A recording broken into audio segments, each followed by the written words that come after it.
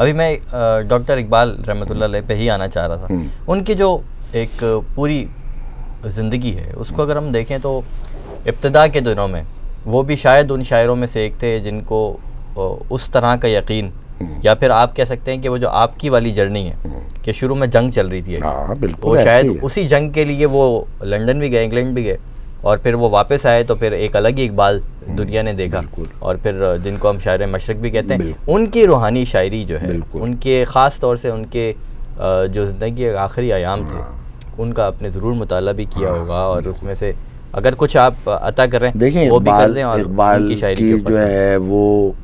اقبال بہت بڑے شاعر ہیں، ظاہر سبھی جانتے ہیں، اور اقبال کی بھی جو سب سے جو وہ اپنا بتاتے ہیں وہ شاعری میں جگہ جگہ وہ یہ بتاتے ہیں کہ میں نے سب کچھ جو ہے وہ حضور کی محبت سے پایا ہے.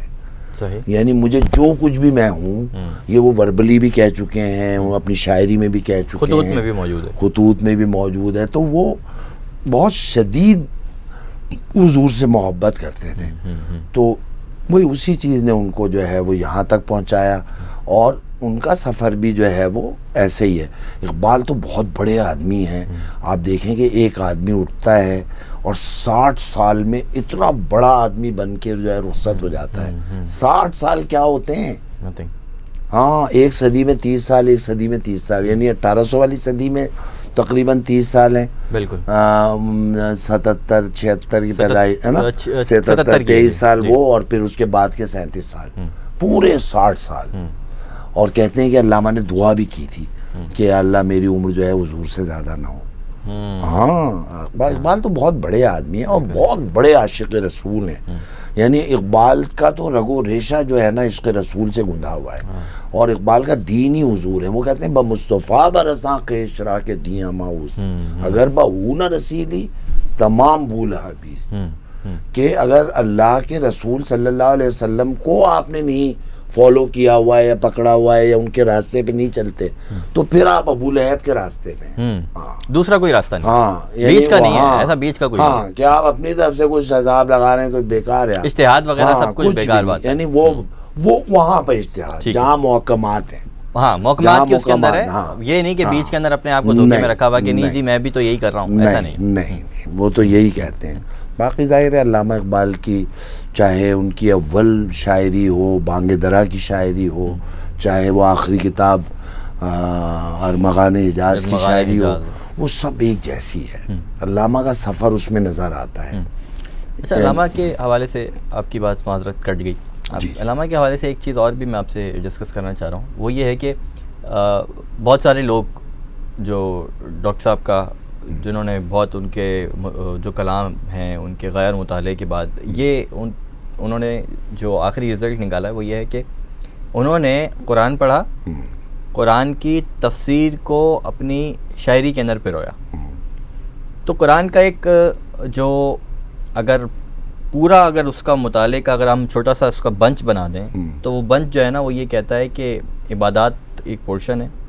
اور باقی معاملات ایک پورشن ہے، لیکن جو مکمل طور کے اوپر جو دین اور جو قرآن جو آیا ہے وہ اس لیے آیا ہے کہ اللہ کی زمین کے اوپر نظام وہ نافذ کرنا ہے کہ جو اللہ نے اس قرآن کے اندر کوڈ آف کنڈکٹ دے کے بھیجا ہے. تو ڈاکٹر صاحب بھی اپنی جو اپنی شاعری کے اندر جو اس نظام کے اوپر بات کرتے ہیں، جو ہے ہند میں سجدے کی اجازت، ناداں یہ سمجھتا ہے کہ اسلام ہے آزاد. تو یہ کہہ رہے ہیں، وہ یہی کہہ رہے ہیں کہ اگر آپ ہمیں نمازیں پڑھنے سے نہیں روکیں گے تو اس کا مطلب یہ تھوڑی ہے کہ اسلام آزاد ہے. اسلام کچھ اور ہے. اور جو آپ نے فرمایا کہ اللہ کی زمین پر اللہ کا نظام، اللہ کے بندوں کو اللہ کے بندوں کی حاکمیت سے چھڑا لینا، بندوں کو بندوں کی حاکمیت، بندوں کو بندوں کے ہاتھ سے چھڑا کے اللہ کے سامنے لے جانا، اللہ کے اس میں کھڑا کر دینا حضور، یہ ہے. تو علامہ کا تو سارا کام یہی ہے. اور صرف ان کی شاعری ہی نہیں، ان کی جو عملی جدوجہد ہے زندگی کی، ورنہ آپ دیکھیے کہ وہ تمام جتنے بھی مسلم ورلڈ کے لوگ تھے ان کو جو ہے اس وقت کے ان کو نظر میں رکھا ہوا تھا. ان کے جگہوں پہ جاتے تھے، ڈھونڈتے تھے لوگوں کو بالآخر ان کو جو ہے وہ ترجمان القرآن انہوں نے پڑھا پہلی مرتبہ، انہوں نے مولانا سے رابطہ کیا، اسی پہ آ رہا تھا میں ابھی مولانا سے رابطہ کیا، مولانا ابوالعلا مودودی سے، جی بالکل، اور یہ بالکل نئے ینگ تھے بالکل مولانا ابوالعلا مودودی، الجہاد فی الاسلام، الجہاد فی الاسلام چل چکی تھی، ٹھیک ہے، تو الجہاد فی الاسلام دیکھ کے انہوں نے کہا کہ یہ تو بہت زور کا نوجوان ہے، اور ان سے خط کتابت کر کے ان کو بلا لیا بالکل ایسے ہی پٹھان کوٹ، اور ایک جگہ جو ہے وہ تو ملاقات ایسے رہ گئی کہ جیسے آج ہونی ہے کل ہونی ہے، اور اس میں انتقال ہوا ہے علامہ اقبال کا، تو مولانا کی ملاقات ویسی نہیں ہوئی ان سے، لیکن خط کتابت موجود ہے، نقوش کے خطوط نمبر میں سارے خطوط موجود ہیں، بہت سارے خطوط موجود ہیں، وہ دیکھ سکتے ہیں آپ، جو علامہ نے لکھے ہیں مولانا مودودی کو، اور مولانا مودودی نے جو علامہ کو لکھے ہیں وہ بھی موجود ہیں۔ تو علامہ کا تو کام خالی شاعری نہیں تھا، وہ تو عملی زندگی میں بھی تحریک پاکستان کے اندر بڑا، یوں سمجھ لیجئے کہ اگر ہم ایک جو مولویانہ نظر ہے اس سے اگر ہٹ کے دیکھیں تو ایک مجتہد کا رول ہے، اور پھر اس کے ساتھ پھر ایک اور مجتہد یعنی مولانا، جو وہ آج نہیں تو کل نہیں تو پرسوں یہ چیز انسانوں کو بالکل واضح ہو کے نظر آ جائے گی۔ آج بھی دنیا بھر میں جتنی بھی روشنی ہے اور جہاں بھی اسلام کو ایک نظام حیات کی شکل میں جو ہے وہ دیکھا جا رہا ہے، وہ سب انہی لوگوں کا کام ہے، وہ مولانا مودودی کا کام ہے، وہ علامہ اقبال کا کام ہے، وہ سید قطب کا کام ہے، وہ اسم البنا کا کام ہے، وہ ان لوگوں کا کام ہے، اور ان کے آج جو نمائندہ ہیں اللہ ان کو صحت دے، زندگی دے، علامہ قرضاوی ہیں قطر میں اس وقت حیات ہیں، ہاں یہ لوگ سب جو ہے یہ وہی لوگ ہیں، یہ وہ لوگ ہیں کہ جو تفرقے کی طرف نہیں بلاتے، جو نہ بریلوی ہیں، نہ دیوبندی ہیں، نہ اہل حدیث ہیں، نہ مطلب وہ اپنے آپ کو شافعی، حنبلی، مالکی، حنفی کہہ کے بھی نہیں بلاتے، وہ مومن ہیں، مسلم ہیں، متقی ہیں، محسن ہیں، جو اللہ تعالیٰ نے ان کے نام قرآن مجید میں پکارے ہیں وہ وہیں تک رہتے ہیں، اس سے زیادہ آگے پیچھے نہیں ہوتے۔ اور یہ ایک سب سے اہم چیز ہے جس کے اوپر اگر ہم تحریک پاکستان کی بھی پوری جو موومنٹ ہے یا اس سے جڑ کے اس کے بعد پاکستان کے اندر آنے کے بعد، کیونکہ ستمبر کے مہینے میں مولانا کی ولادت بھی ہوئی ہے، مولانا کا بھی انتقال ہوا ہے، تو مولانا کے حوالے سے بھی کچھ ڈسکشن اس کے اندر اگر ساتھ ساتھ کی جائے، تو ابھی آپ نے جیسے ذکر کیا نا کہ پوری دنیا کے اندر ان کی تعلیمات کی روشنی کے اندر بہت ساری جگہوں کے اوپر مختلف تحاریک چلیں، اور جہاں جہاں جس ملک کے اندر ہمیں یہ ساری چیزیں نظر آتی ہیں اس کے اندر مولانا کی ایک پوری فلسفی جو ہے وہ موجود ہے۔ تو علامہ کا جو کام ہے، علامہ ڈاکٹر اقبال رحمۃ اللہ علیہ کا اور مولانا مودودی کا، تو یہ ایک جو ہے وہ ایک نے شاعری کے میدان کے اندر جھنڈے گاڑے اور دوسرے نے تصنیف کے اور لکھنے کے جو میدان ہے دوسری طرف، یہ شاعری کی زبان ہے اور وہ سبق اور اسباق کی زبان ہے، تو یہ دونوں جو ہے وہ لے کے یہ دونوں چلتے رہیں۔ اور ایک بڑی مزیدار سی بات جو میں ڈاکٹر اسرار رحمۃ اللہ علیہ کی سن رہا تھا، انہوں نے کہا کہ یہ ایک بڑا پیراڈائم شفٹ آیا ہے، عرب سے ترکوں کے پاس گیا، ترکوں کے بعد ہندوستان، تو ہندوستان کے اندر یہ دو جو بڑی شخصیات تھیں، ان دونوں بڑی شخصیات کا نام پوری دنیا کے اندر آج بھی گونج رہا ہے اور آئندہ بھی گونجتا رہے گا۔ تو ان دونوں کی جو تھاٹ پروسیس ہے اور جو فلسفی ہے اس کے اندر آپ کون سی مطابقت دیکھتے ہیں؟ وہ قرآن ہے، اللہ کا رسول صلی اللہ علیہ وسلم ہے، اللہ کا نبی حضور اکرم صلی اللہ علیہ وسلم،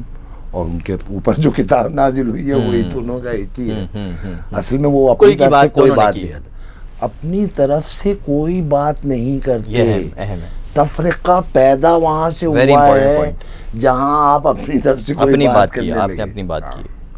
وہ فروئی باتیں ہیں۔ تو یہ دونوں حضرات اپنی طرف سے بات ہی نہیں کرتے، کہتے ہیں کہ ہم نے اپنی طرف سے کوئی بات نہیں کی، ہم اللہ کے رسول صلی اللہ علیہ وسلم پہ جو کتاب نازل ہوئی ہے اور جو سنت ہے، وہ قرآن و سنت کہتے ہیں، وہ قرآن و سنت کہ اللہ کے رسول پہ جو کتاب نازل ہوئی اور جو انہوں نے زندگی گزاری، ہم اس کو جو ہے وہ دین اسی کو سمجھتے ہیں، اسی کو راستہ سمجھتے ہیں، وہی دین ہے ہمارا، دین کہتے ہی راستے کو، تو اس سے آگے پیچھے نہیں ہوتے۔ اور اس کے علاوہ جو کچھ ہے وہ اللہ کے رسول صلی اللہ علیہ وسلم نے ایک بار ایک صحابہ کی ایک جماعت کو ایک جگہ بھیج رہے تھے، تو آپ نے پوچھا کہ تم فیصلے کیسے کرو گے؟ تو انہوں نے کہا کہ قرآن سے. انہوں نے کہا قرآن میں اگر نہیں ملا تو کہنا آپ کی جو دیکھا ہے آپ کو آپ کی باتوں سے، کہنا اس میں بھی اگر نہیں ملا.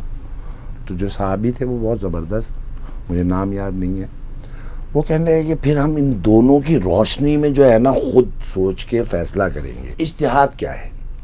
اجتہاد کو یہ تھوڑی ہے کہیں سے بھی کوئی چیز اٹھا لیا آپ نے، نہیں. اجتہاد کیا ہے کہ وہ عقل جو پیدا ہو گئی ہے، قرآن و سنت نے جسے پیدا کیا ہے، جس عقل کو، جس شعور کو، جس ادراک کو، اس کی روشنی میں جو ہے وہ دیکھا جائے. اب جیسے آپ نے ایک بات کی تھی ابھی مجھے وہ یاد آ گئی کہ علامہ نے جو ہے وہ قرآن پڑھا اور شاعری کی. قرآن ان کے رگ و ریشے میں ہے، ان کو بار بار پڑھنا دیکھنا نہیں پڑتا شعر کہنے کے لیے کہ جیسے آدمی کو ادھر دیکھ کے ترجمہ کر رہا ہو، نہیں، وہ ان کے اندر اترا ہوا ہے. ٹھیک ہے. اور ہم سب کو اللہ تعالیٰ نے وہ صلاحیت دی ہے مومن کو کہ وہ اگر مومن ہو جاتا ہے، وہ ایمان لے آتا ہے، تو وہ بیک وقت بیک لمحہ ایک دم سے اتنے بڑے علم کا وارث ہو جاتا ہے جو انبیاء لے کے آئے، جو وحی الہی ہے، جو اصل میں علم ہے. وہ سب اس کا وہ ایمان لایا، اسلام لایا، ایمان لایا، اور جب اس لیول پہ آیا تو وہ سب اس کا ہو گیا، وہ وارث ہو جاتا ہے اس کا. یہ لوگ وہاں یہ وارث، یہ بولتے قرآن ہیں، یہ سوچتے قرآن سے ہیں، یعنی ان کی ہر چیز جو ہے وہ اللہ اور اس کے رسول کے بتائے ہوئے راستے کی جو روشنی ہے اس میں ان کو ہر چیز نظر آتی ہے، اور ہر چیز کو وہ دیکھتے اور فیصلہ کرتے.